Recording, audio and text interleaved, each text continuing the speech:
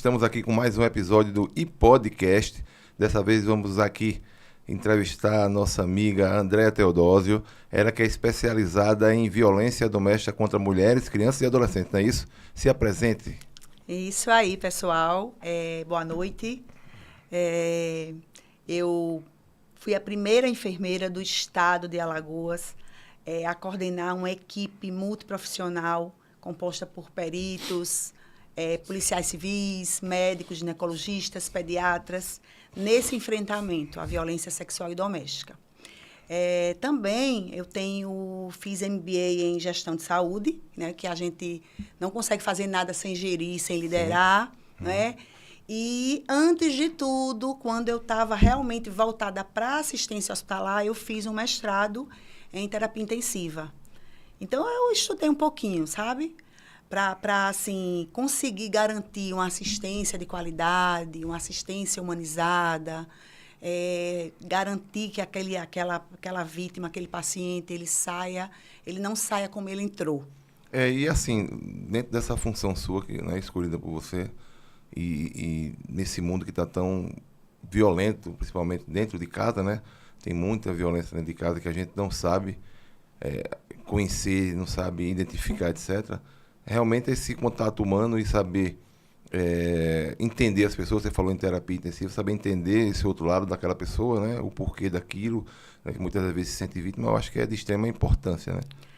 Sim, é importante. Eu confesso que quando eu fui convidada para trabalhar nessa área da violência, eu fiquei um pouco receosa, porque eu não tinha aprendido nada na faculdade sobre violência, né? A gente aprende os cuidados imediatos, os procedimentos invasivos, mas sobre a violência não. E aí eu disse, poxa, é um desafio. E eu, assim, virei assim, uma ativista, literalmente. Hoje é uma bandeira que eu carrego. Eu vou a vários municípios, escolas, propagar, fazer prevenção, levar informação para aquelas pessoas saber discernir o que é uma violência, o que não é, e conseguir sair desse ciclo. Entendi.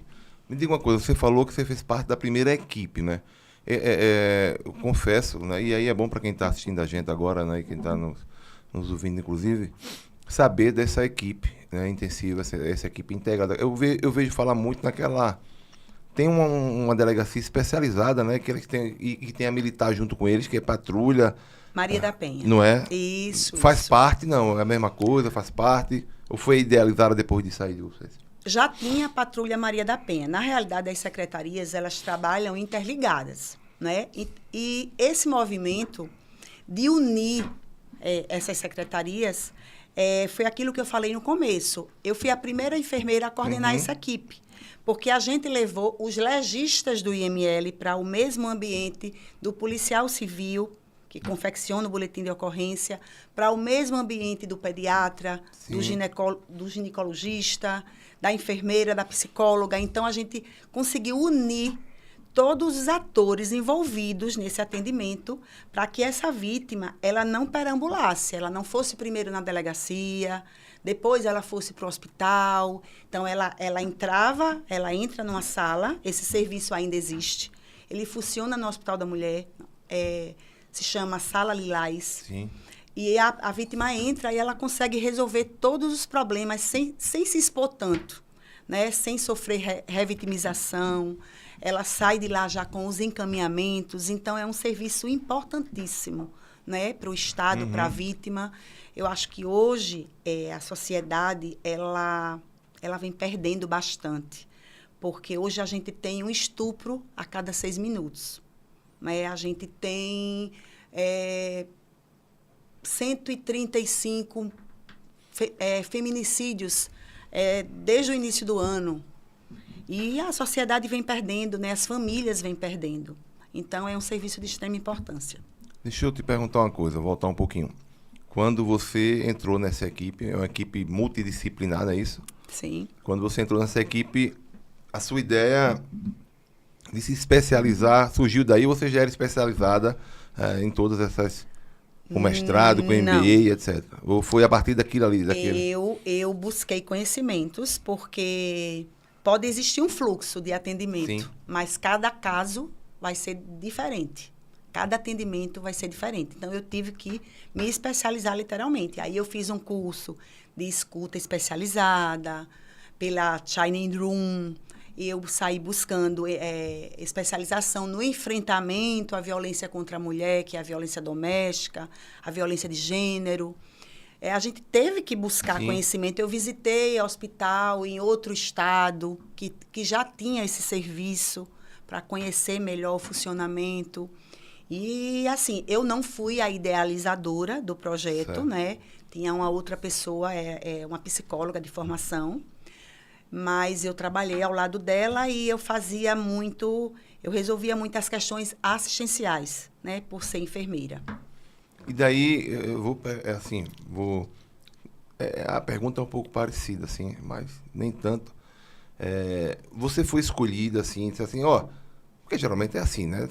A Andréia tem jeito para isso aí, a gente tá montando aqui. Porque quando você monta um negócio desse, que é novo, acredito eu, na época, né? Quando você fala assim, primeiro ainda era uma coisa muito recente. Quando foi isso, você lembra? Isso foi em 2018. Foi em 2017, para ser melhor. A rede começou em 2017, 2018 foi para o Hospital da Mulher. Quando ainda estava se estruturando, né, vamos dizer assim, a Lei Maria da Penha, né, como um todo no Brasil. Né? Sim. E aí, então você foi, vamos dizer assim, traz a Andréia, que a Andréia leva jeito para isso daí, e você se identificou e tal. É isso que eu quero fazer? Não. Foi meio por acaso? Foi por acaso. Foi por acaso e eu aceitei o desafio. Né? Na época, eu tinha duas opções. Uma era trabalhar com a saúde do trabalhador, da Secretaria de Saúde, e a outra era ir para essa rede de enfrentamento à violência. E como eu gosto muito de desafios, eu preferi ir para a violência, que era uma coisa nova, uma temática forte. E eu me adaptei bastante. Assim, eu confesso que eu não fui escolhida a dedo. Sim. Né? Eu tinha experiência com gestão, eu já tinha liderado algumas equipes, mas, assim, eu recebi um crédito de confiança, né? Eu passei 6 anos, né? E como o nosso Estado ele é muito político, existe, numa determinada época, a dança das cadeiras. Sim. Né? E o que nos entristece é que, às vezes, quem chega para ocupar a nossa cadeira não entende tanto, nem tem tanto tato para trabalhar com a temática, ou com crianças, ou com a violência. Com pessoas, né? Pessoas que estão sendo subjugadas pela violência aí dia a dia, né? Mas essa questão da política é justamente isso. No início, ninguém queria, acredito eu. Aí você disse, eu vou aceitar esse desafio aí.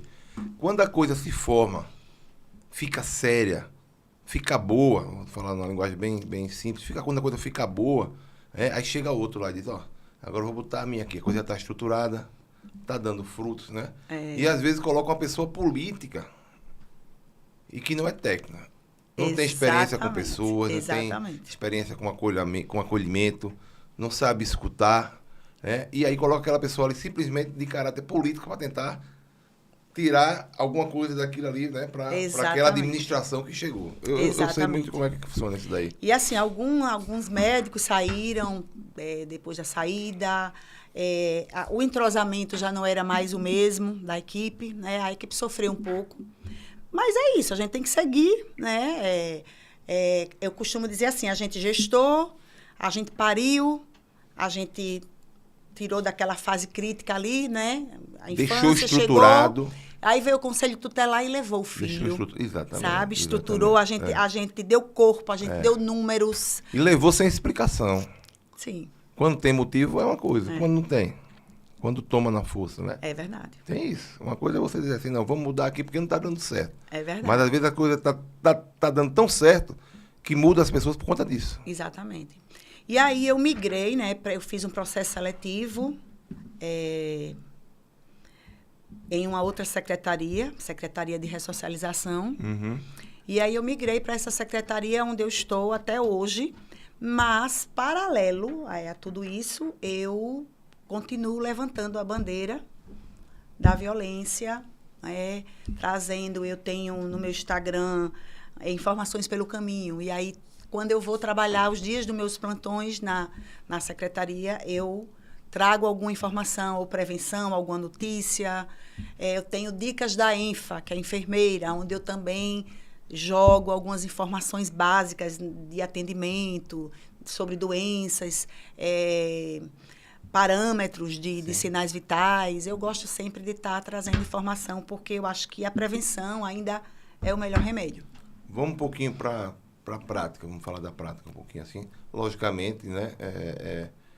Sem identificar a pessoa, logicamente, né? Sem citar nome, sim. Mas eu acho que com a prática, quem está vendo, assim, quem está assistindo, não é assim, né? Nos seus cursos que você fez no seu mestrado, no seu MBA e tal, Isso. a prática sempre é muito importante, né?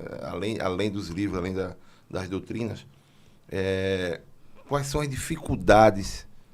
Vamos falar primeiro da mulher, né? Vamos dizer assim, da violência contra a mulher, depois a gente passa para a criança e para o adolescente. Quais são as dificuldades que você enxerga naquela mulher que está sendo violentada no seu eu, no seu caráter, né?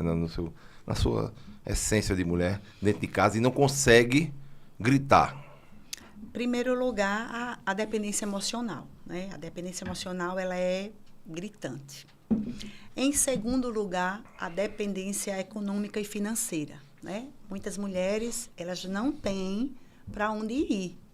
E elas repensam 1000 vezes ali em sair daquele ciclo, e o meu filho vai estudar onde, e o meu filho vai comer o quê, e o meu filho vai vestir o quê, né? E ela permanece naquele ciclo ali, sendo vítima por conta, às vezes, de algumas outras pessoas, para garantir, né, o conforto a algumas outras pessoas, ou talvez da família. Às vezes o agressor, ele é o provedor não só daquela casa, mas como da mãe dela, como do pai dela, e aí ela permanece naquele ciclo, né? Era justamente isso que eu ia perguntar. Como é o quadro disso aí de atendimento? Como é o perfil dessas pessoas, né?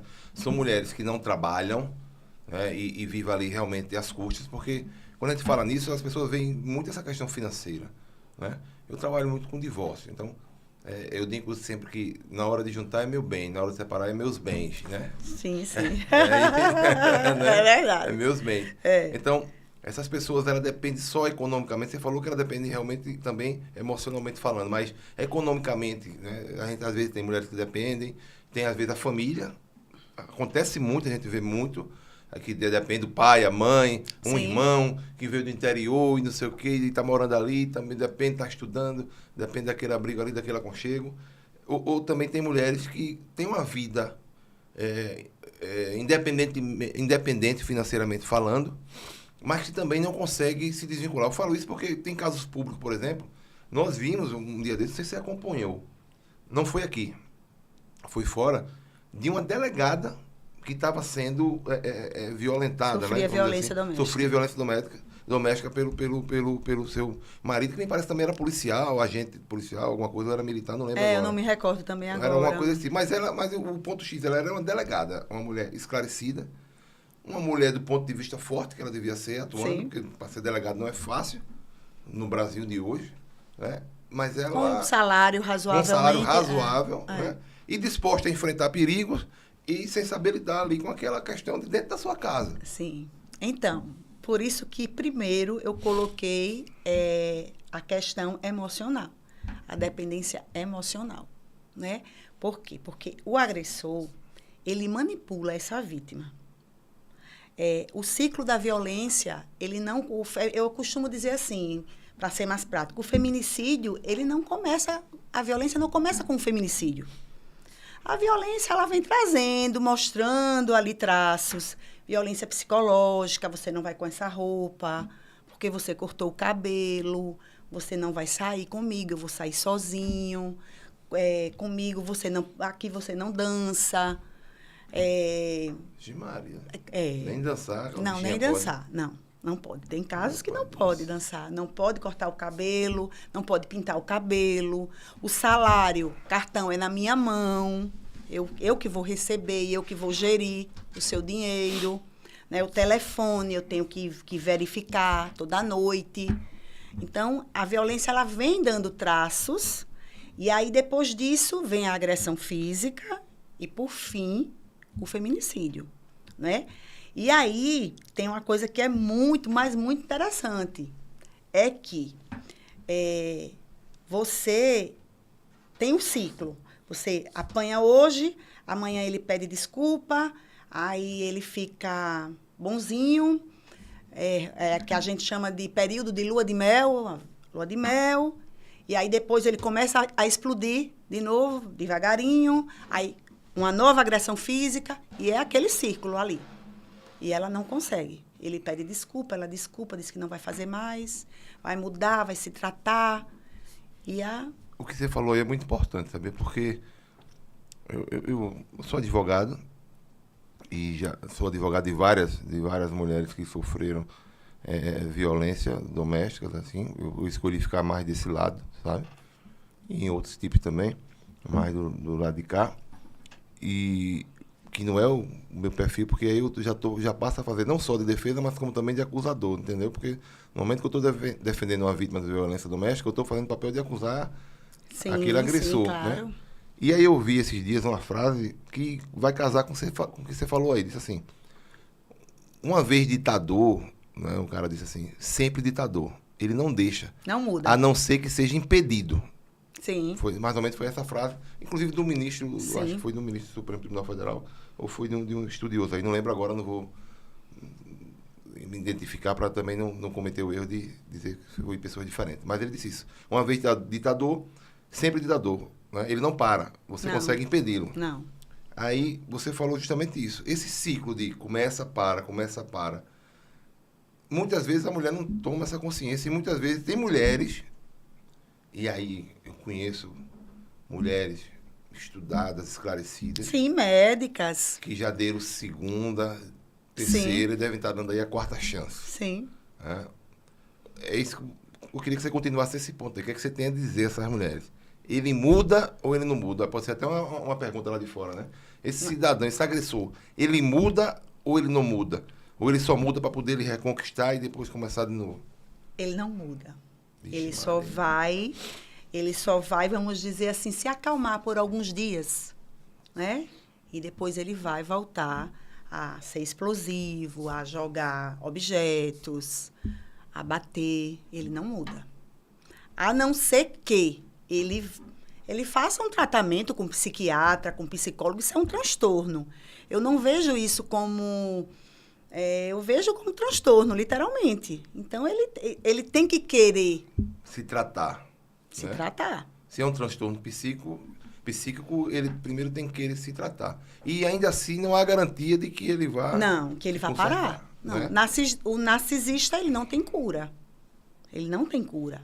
Ele tem momentos ali de equilíbrio, mas ele não tem cura. E esses agressores, a maioria das vezes, é uma mistura de narcisista com psicopatia, bipolar, né? psicopata, narcisista, é um conjunto, qual é o mais perigoso aí? É o psicopata ou o narcisista? O psicopata, ele é mais perverso, mais frio, né? Ele é mais perverso. Eu digo que os pais que matam os filhos para que as mães sejam penalizadas, eles são psicopatas. Por quê? Porque ele tirou a vida do próprio filho para que aquela mulher sofra até o fim da vida. E esses dias estava acontecendo muito aí. Muito. E parece que quando acontece um caso, acontece 2, 3, parece que se repete. Exatamente. O que eu tenho a dizer para essas mulheres? No nosso estado, nós temos o complexo de delegacias que funciona aqui na Mangabeiras. 24 horas. Esse complexo, ele tem uma sala lilás, onde atua uma psicóloga. Sim. E a delegada Ana Luísa Nogueira, que é a coordenadora das delegacias, das DEANs, que são as delegacias da mulher, ela tem um discurso que eu acho muito legal. É que a vítima, quando passa primeiro pela psicóloga, ela vai muito mais organizada para as oitivas, para o boletim de ocorrência, ela vai mais equilibrada. Quando ela entra para conversar com a psicóloga, ela consegue se organizar, né, e levar o seu discurso mais pronto. Então, quero até parabenizá-la, a doutora Ana Luísa. E digo aqui que vocês podem convidá-la. Agosto Lilás Um abraço, doutora Ana Luísa, já está convidada, viu? Agosto Lilás, doutora, para vir aqui para o podcast, que é o mês alusivo à violência contra a mulher. Eu acho que seria fantástica a sua presença aqui. E é importante a mulher saber que existe essa sala, existe esse acolhimento, onde ela vai receber toda a orientação. E que se ela não quiser voltar para casa, a Secretaria da Mulher ela tem N lugares para que essas mulheres elas sejam abrigadas, colocadas em hotéis, em segurança. Existe o projeto Avon, existem vários projetos dentro do Estado, onde pode tirar essa mulher daquele ciclo ali, daquele ambiente de violência, colocá-la num lugar seguro até que ela se reorganize. Ou seja, hoje você pode afirmar assim, categoricamente que a mulher vítima de violência doméstica vai ser bem atendida, bem abrigada. Sim, consigo dizer categoricamente. Já vi exemplos assim da equipe conseguir abrigar a mulher 11 horas da noite. Existe a Casa da Mulher Alagoana, na Praça Sinimbu, que abriga mulheres também com seus filhos. Eu já ouvi falar. Lá funciona 24 horas. Né? Tem a doutora Paula, que conduz ali muito bem também aquele serviço. E hoje o Estado ele tem vários equipamentos que podem tirar essa mulher do ciclo de violência, colocá-la num ambiente seguro para que ela se reorganize e siga a sua vida.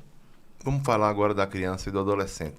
Isso Como é que a gente consegue? Tem sido também recorrente, né, esses casos. Né? E tem algumas mulheres que se omitem também. Né? Talvez, dessa omissão, assim, não sei se vem de cima para baixo de tudo isso que você já explicou aqui, né? Esse medo dela também. Ela acaba se omitindo com relação às agressões das crianças, mas como é que a gente vai identificar uma criança, um adolescente que estão passando por abusos, por agressões? Vamos lá.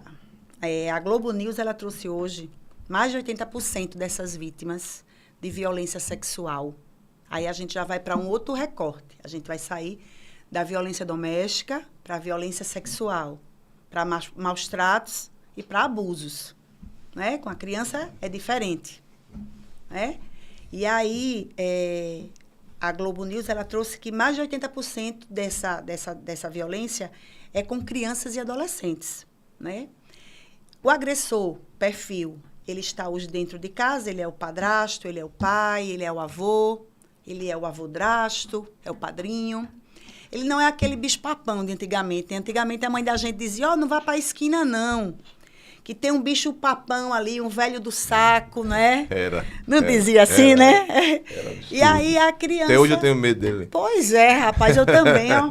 E aí a criança ficava e não ia. Não, hoje o agressor, ele traz o chocolate, ele traz o presente, ele senta a criança no colo. E aí começam os abusos. E ele é tão ardiloso que ele vai mexer no que a criança mais ama. Né? Qual é a criança que quer perder sua mãe? Nenhuma. Então, o agressor, ele vai ali e ele diz, se você contar, eu mato a sua mãe. Quando você estiver dormindo, eu vou lá e mato a sua mãe. A criança não vai contar jamais. Né? Eu já atendi vítimas que o agressor dizia assim, eu vou fazer com a sua irmã o que eu faço com você. E aí, ele deixa a adolescente, ela se deixava ser usada para que a irmã menor não passasse o que ela passava, o que ela estava passando. Né? E é bem complicado. E a criança, ela tem uma sinceridade muito grande. Né? Ela diz, ela consegue dizer, quando a criança não quer ir para um local, quando ela não quer ficar com uma determinada pessoa, ali é um sinal muito importante que deve ser considerado. Porque alguma coisa ali aconteceu que desagradou aquela criança. Que violou algum direito daquela criança. Então... Eu posso lhe atrapalhar um pouquinho? Claro, eu falo muito, você vai me atrapalhando. Eu já tive, né? Não sei se você sabe, né? Eu já cumpri a minha missão aqui na terra de povoar. Sabe? Eu tenho 5 filhos.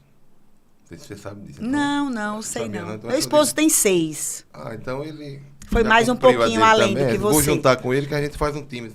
11, né? 10 na linha e 1 no gol. Então, assim, eu já tive casos, assim, passados, os meninos mais pequenos, os meninos menores, né? Com os menores, digamos assim, faz tempo também, muito tempo, que às vezes eles não queriam ficar com aquela babá. Não queriam. Não quero não ficar. Aí eu tinha que olhar para minha esposa e dizer assim, tem que ver o que é que está acontecendo.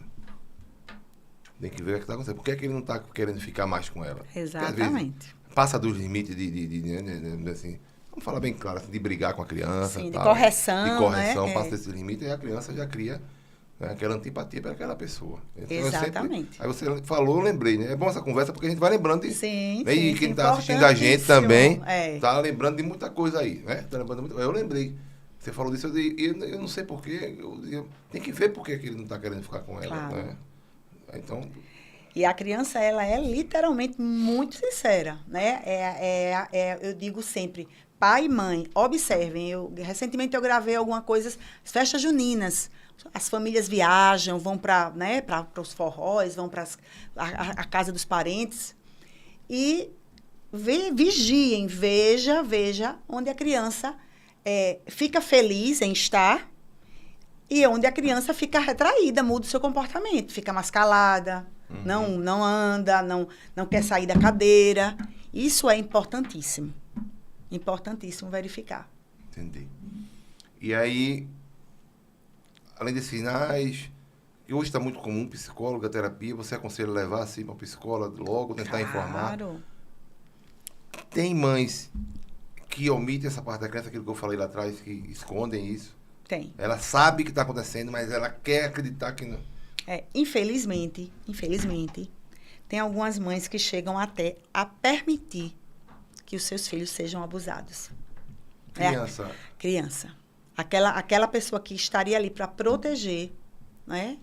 Ela dá a filha para o agressor, para não perder o companheiro, para que o companheiro continue sendo mantenedor. É inacreditável isso que você fala. É duro. É duro, mas eu já fiz vários atendimentos. É inadmissível, como você disse. É duro, é inadmissível, inacreditável. Exatamente. Eu não me imagino nunca numa situação dessa, você acredita? É terrível.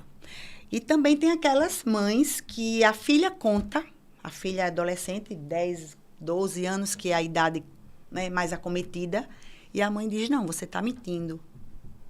Eu não acredito em você. Você tá dizendo isso porque você fica dançando ali de short curto, para não perder o companheiro. E as crianças mais novas, elas mentem ou são induzidas a mentir? Olha, as crianças mais novas, elas têm uma maneira diferente, né, vamos dizer, de demonstrar. Elas costumam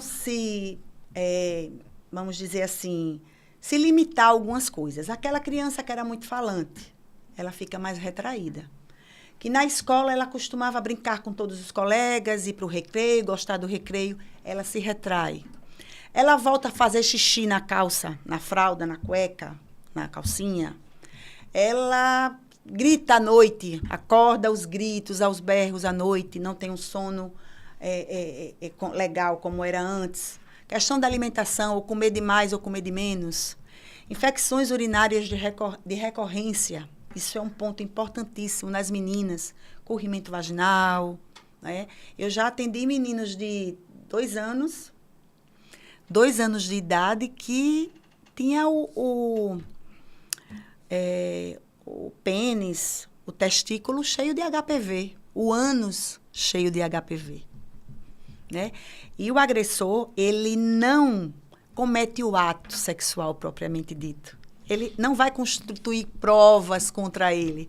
Ele sabe que se ele manter uma relação sexual efetiva com uma menina de 6, 7 anos, ela tem um ímen, aquilo ali é uma prova, e vai para a conjunção carnal, vai ser descoberto. Aquilo ali é uma prova. Ele não faz dessa forma, né? Ele utiliza de outros artifícios. Né? Outros atos libidinosos, né? Exatamente. Que eu não vou citar aqui agora. Não, pelo amor de Deus. Já está passando mal aí, não, né? Eu não aguento mais essas coisas. Chegou uma pergunta aqui, o Flávio... Vamos embora. Flávio avisou aqui. Chegou uma pergunta aí, a gente soltou uma caixinha de perguntas. E perguntaram assim, Deixa eu olhar aqui. Eu vou selecionar, porque tem as pessoas que... Toda pergunta é importante, gente, mas tem pergunta que não tem nem muita cabeça.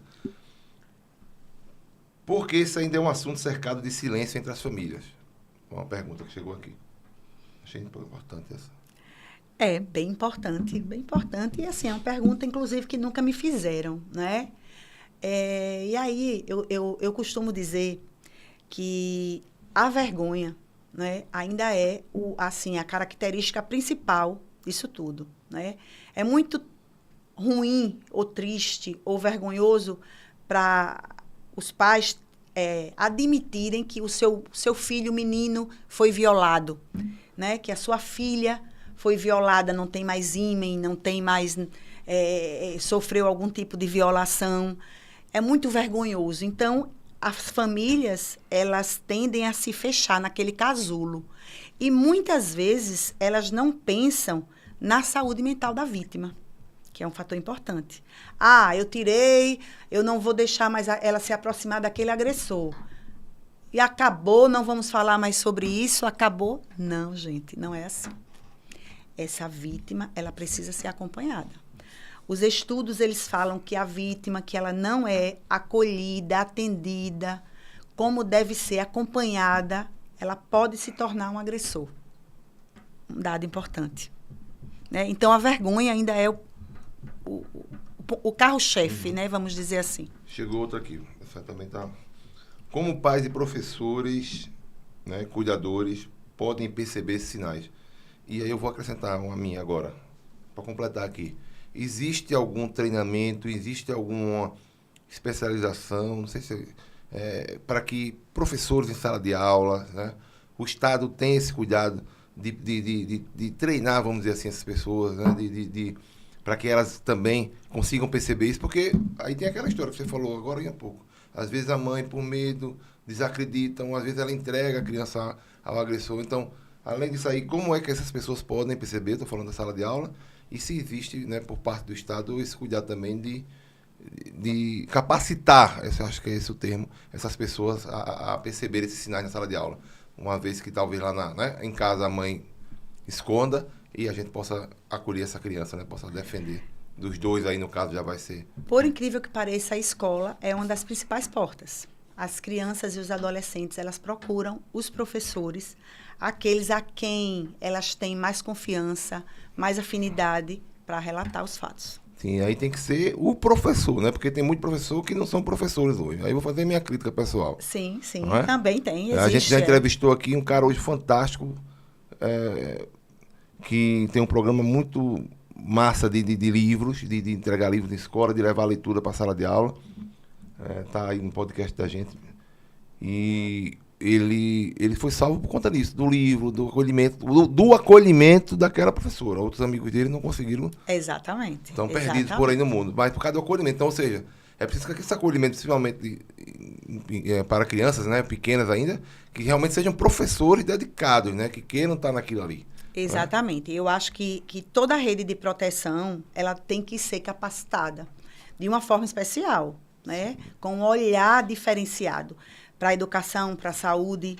Em breve a gente vai estar soltando aí um projeto, né, onde eu vou estar trazendo um curso, tanto para os profissionais da educação como para os profissionais de saúde. Vamos estar gravando aqui, é claro. E a gente vai estar soltando aí, mas assim, o Estado hoje, com esse boom, né, com a lei do minuto seguinte, com algumas leis de garantia de direitos, o ECA, 32 anos, né, ele tem tido essa preocupação. Talvez não tenha ainda as pessoas certas nessa linha de frente para essas capacitações, né? Eu costumo dizer que você não pode ter só o conhecimento científico, você também tem que ter a prática para você trazer uma temática como essa, né? Ou seja, é necessário que realmente capacite essas pessoas para que elas enxerguem, né? Talvez onde a mãe não queira enxergar. Exatamente. Né? Sobre exatamente. aquilo que você falou agora, para que a gente possa socorrer também essas pessoas, né? Sim, sim. Outras, viu? Vamos lá. Posso fazer outra? Pode, fique à vontade. Crianças que sofrem abuso têm mais chance de repetir o ciclo na vida adulta? Essa aqui você já respondeu quase Sim, agora, não foi? sim, se ela não for devidamente cuidada, né? Uhum. Pode sim virar um agressor.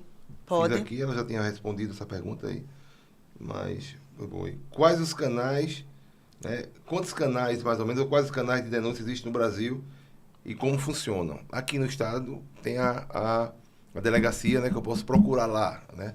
Mas existe algum canal de denúncia, assim, onde você possa fazer aquela denúncia sem precisar se dirigir à delegacia, um telefone, não sei?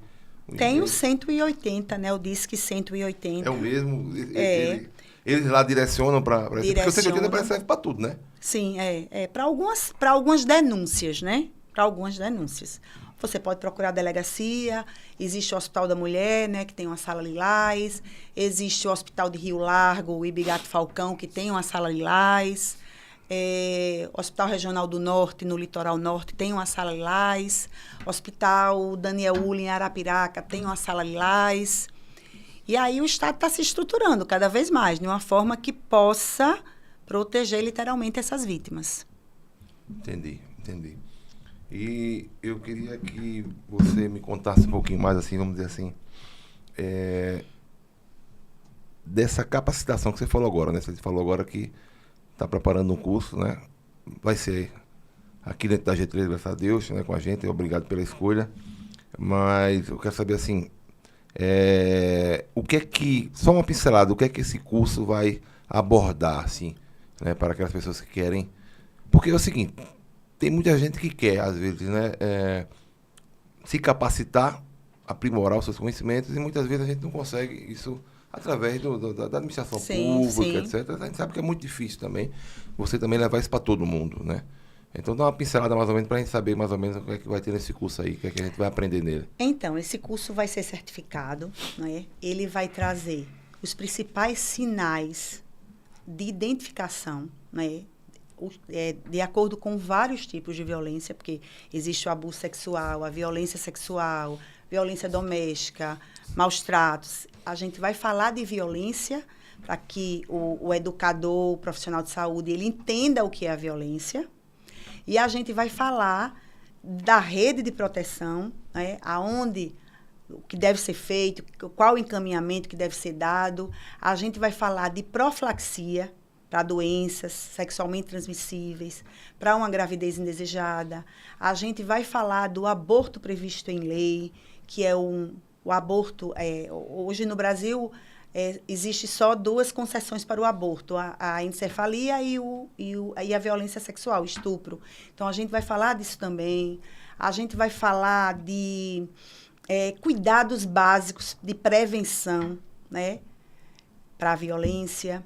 A gente vai falar de escuta especializada, como se eu como pai ou profissional da educação, tenho vamos dizer assim, fugiu agora a palavra, eu estou desconfiado, né, que aquela criança... Uma desconfiança, tá, né, uma desconfiança mesmo. Como eu devo abordar essa criança? O que eu devo perguntar, né? Então, esse curso vai trazer várias dicas importantes. A gente vai gravar aqui com muito cuidado, com muito carinho, e brevemente a gente vai estar soltando aí para vocês.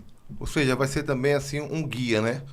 Para pais, Sim. Direcionado para quem? Sim. Para quem vai ser direcionado? Educadores, pais, profissional de saúde, aqueles profissionais que estão nas portas das UPAs, que estão nos hospitais de porta aberta, né? Para os profissionais das secretarias onde atendem crianças, adolescentes, mulheres.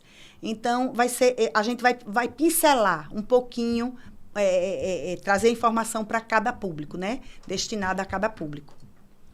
Eu esqueci aqui, ele mandou uma mensagem, eu não tinha falado aqui, chegou a mensagem dele. Pode falar o meu nome aqui, Tiago Silva, né? Sim. O programa Mochileiros dele, mas ele tem essa questão do livro, e inclusive eu nem sabia, ele disse a gente que tem umas geladeiras espalhadas por aí, na estação ferroviária tem em outras praças, em alguns lugares que ali quem quiser deixar os livros, né? Você vai quiser doar, tem algum livro em casa que você já leu, já releu e tal, você vai lá e deixa ali para quem quiser ler. Tiago Silva, vou divulgar no meu Instagram, bom, viu? As geladeiras aí para os livros, eu acho importantíssimo. A educação é fundamental e consegue prevenir muita coisa. Ele já foi entrevistado, inclusive, pelo Abílio Diniz. Legal. Ele Cara demais. E justamente por conta de uma professora, né, que viu que ele tinha um potencial grande e tal, mas que se não fosse direcionado ele podia se perder no caminho assim da vida. Ele foi os livros que me tirou da... Tenho amigos que se perderam assim, para o mundo, né? Morreram, para né? as drogas, para complicado. o tráfico, para a violência, morreram e tal. Eu estou aqui. Interessante. Então, esse guia seu voltando esse curso vai ser um guia, ou seja, eu, que não trabalho com isso, mas tenho a curiosidade de saber de repente, né? Sim. Porque a gente conversa com muita gente, a gente lida com muita Mas você para entender mais ou menos o que é. Você e na minha, como advogado, tudo bem, mas assim, eu que não entendo de nada disso, mas eu quero entender um pouco mais sobre isso. Você tem um vizinho, você tem um sobrinho. Às vezes eu preciso, eu quero um neto. Isso, eu quero entender para poder identificar. Perfeito. Né? Como você disse, porque essas coisas têm acontecido às vezes tão perto da gente, né? Às vezes é um vizinho. A gente não acredita, né? Mas o agressor está dentro de casa. Não é? É. Às vezes é uma amiga da gente que chega... Sim. A gente, de repente, muda o comportamento, fica estranha, né? Passa não tá mais naquele meio da gente, fica triste e tal. É engraçado, assim, que muitos diagnósticos que chegam nos hospitais, eles são diagnósticos disfarçados, né? De uma violência sofrida. A mulher que chega muitas vezes com o braço quebrado e diz que levou uma queda da própria altura... Aquilo ali foi o companheiro que quebrou o braço dela. No Hospital Geral do Estado, eu já atendi uma vítima. Eu até falei hoje de manhã para as meninas aqui que o companheiro, ele derrubou ela da moto. Eles vinham discutindo e no caminho e ele empurrou e ela caiu. E ele, no hospital, ele não saía do lado dela. E a gente, por que esse cara não sai, não vai no banheiro? Para ela não contar. Para ela não contar. Para não contar. Então, assim, são barbáries, né? A gente vai vivendo barbáries e a gente custa acreditar. E eu lhe digo aqui, como profissional de saúde, quando você pensa que você já viu tudo, chega aquele caso que ele trava, dá aquele nó na garganta e você tem que sair, ir para uma sala ao lado, se recompor e retornar. Entendi. Não é fácil, não. Eu vejo muito isso em filmes. Aqui nos hospitais aqui, tudo bem, você estava lá em um, mas você não está lá todo dia. Mas tem a equipe 24 horas, né? Pronto, era isso que você já respondeu. Tem sempre gente capacitada para identificar isso, né? Esses sinais estranhos, né? E aí o que é que faz? Chama o cara e vem cá, vem tomar um café aqui comigo assim, pega um. Como é que funciona? Porque tem que tirar esse cara de perto dela para ver se ela vai. Então, porque enquanto ele tiver, não vai. Os profissionais de saúde, eles buscam... Só pode entrar um, é assim? Hoje, por exemplo, no Hospital Geral do Estado, existe um setor específico para identificar isso. Hoje, no Hospital Geral do Estado. Então, a assistente social, a psicóloga, ela faz das tripas coração para conseguir... Ela pede até, muitas vezes, que a pessoa se retire um pouco. Tem que fazer uma escuta aqui, eu gostaria que o senhor fosse para a porta... E aí a vítima, muitas vezes, ela vai dando sinais aos poucos. Aí é obrigado o profissional fazer uma notificação. Essa notificação se chama SINAM, que é um sistema de vigilância. Esse profissional, ele não precisa assinar o nome, não precisa se identificar. E esse caso, ele é investigado. Sabe? Esse caso é investigado. Mas na hora lá...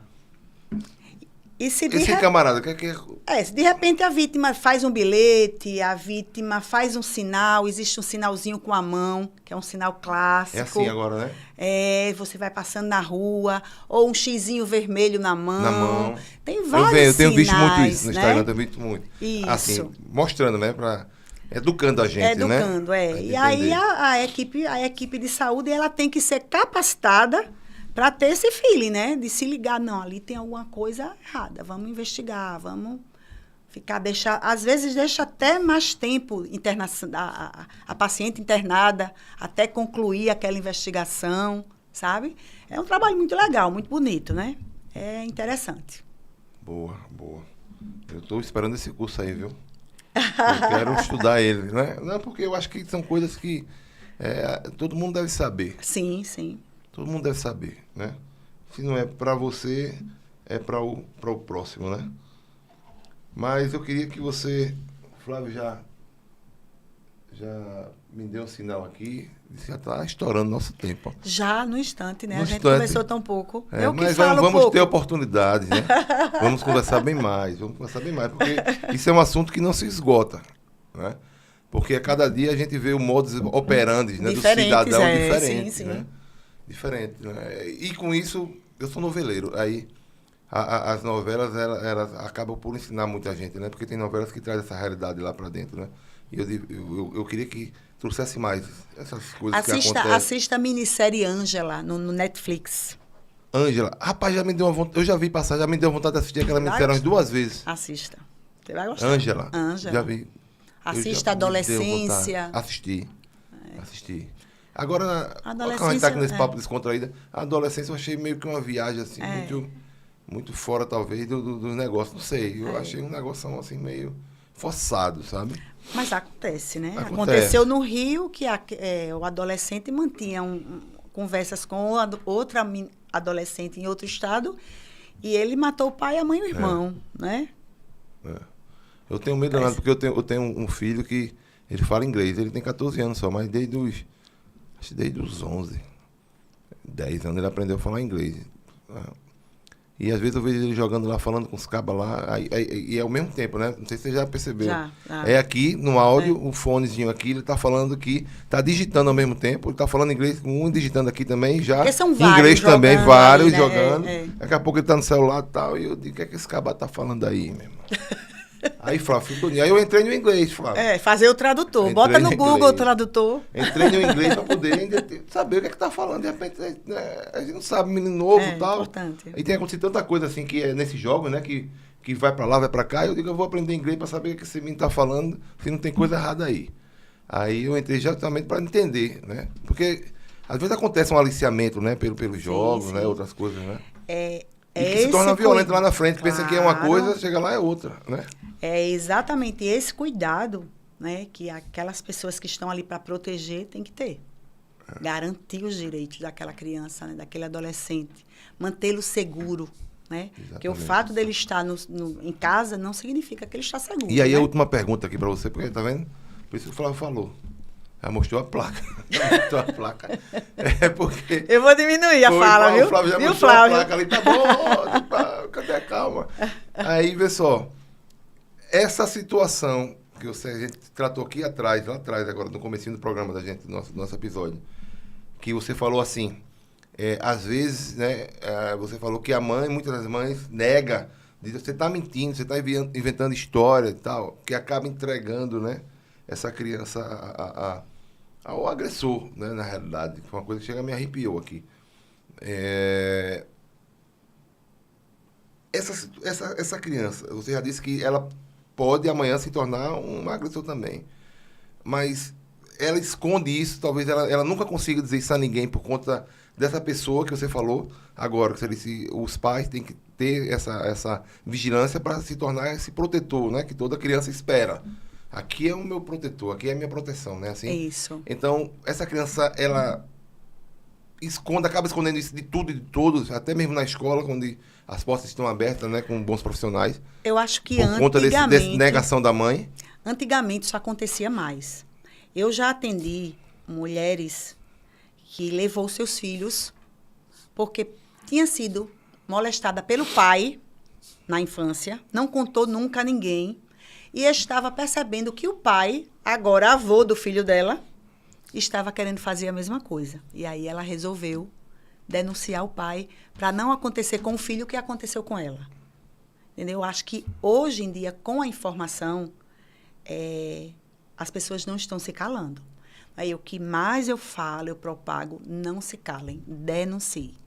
A denúncia ainda é o melhor remédio. E buscar alternativas de se reerguer, sair desse ciclo de violência. Então, para isso, as redes sociais, né, vamos dizer assim, a internet, como todo mundo chama, acabou que também nos presta essa ajuda, né? Porque se fosse isso, as crianças talvez não tivessem nem conhecimento disso. Exatamente.